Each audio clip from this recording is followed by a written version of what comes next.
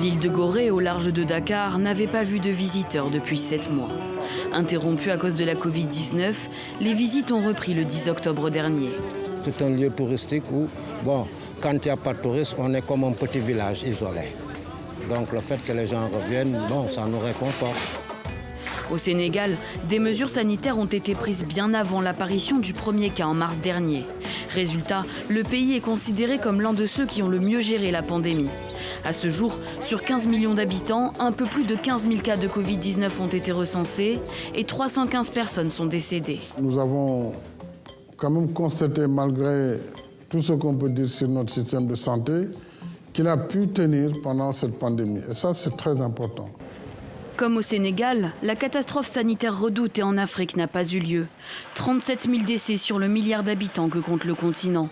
Population jeune, facteurs climatiques, mesures rapides et drastiques, l'Afrique a mieux résisté. En revanche, son économie, elle, ne devrait pas être épargnée. Pour la première fois en plus de 20 ans, le continent entre en récession.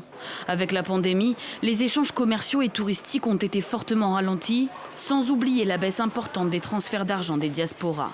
Ce qui serait dommage, c'est que quelque chose qui est exogène et dans lequel l'Afrique n'a aucune responsabilité, on ait des dégâts économiques permanents. Selon la Banque mondiale, 43 millions de personnes pourraient sombrer dans l'extrême pauvreté en Afrique. Suite à une réunion du G20 mercredi dernier, la suspension de la dette des pays pauvres a été prolongée jusqu'à la fin du mois de juin. Insuffisant selon la Banque mondiale et certaines organisations internationales. Elles ont appelé à prolonger cette mesure en 2021, voire en 2022.